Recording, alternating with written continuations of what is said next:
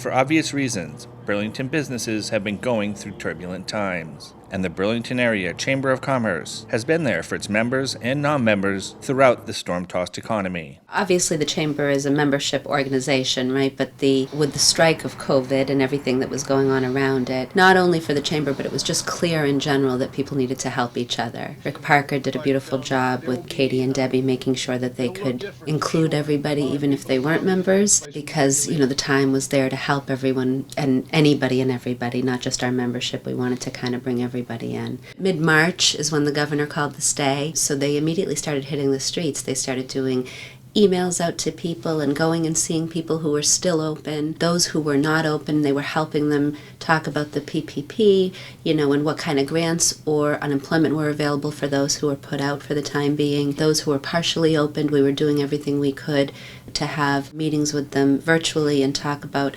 how their business could change so that we could keep them viable and keep ourselves viable through what is probably one of the most challenging times around.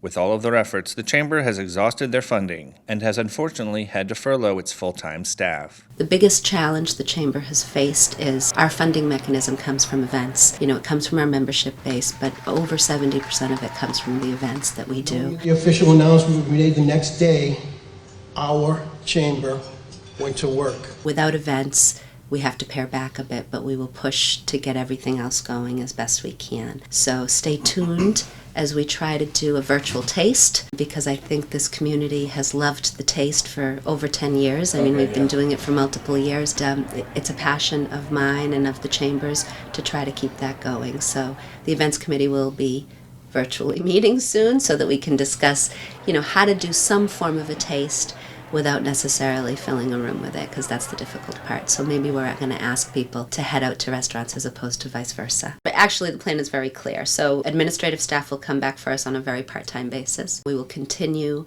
Our website will be alive and well, and we're encouraging our members and those who are not members to go to the membership base. If you need somebody, look to the Chamber's membership. So the website is alive and well. We still believe you should support local and shop local. We very much plan on continuing to do our BACC talks with BCC, so we are looking forward to continuing to highlight our members and our restaurant base and being able to do things that way. Our Government Affairs Division is still alive and well. They are meeting once a month right now, working on the MWRA project, and I'm assisting the town with that.